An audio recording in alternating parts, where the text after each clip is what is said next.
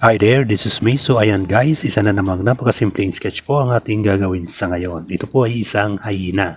Ang hyena ay mga mamalyang kabilang sa pamilyang Hyenidae sa ordeng Carnivora. Nabubuhay ang mga hayop na ito sa Africa at sa kanlurang Timog Asya. Mayroong dalawang bahaging pamilya o subpamilya ito na may apat na mga uri. Ang guhitang hyena at kayumangging hyena o saring hyena. Ang tinuldukang hyena o saring crocota at ang lobong art, saring proteles, ay may pagkakahawig ang kulay ng hyena sa isang leopard.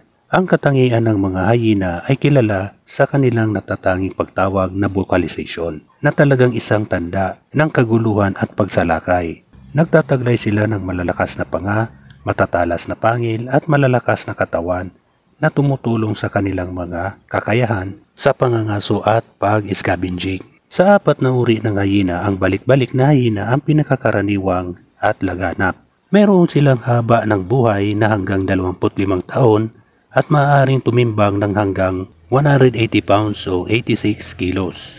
So ayan guys, patapos ng ating pag-i-sketch. Ako po'y nagpapasalamat sa inyo sa walang sawang panonood nyo sa aking mga simpleng sketches. So ayan guys, tapos na nga po. Maraming salamat. Bye bye. Thank you.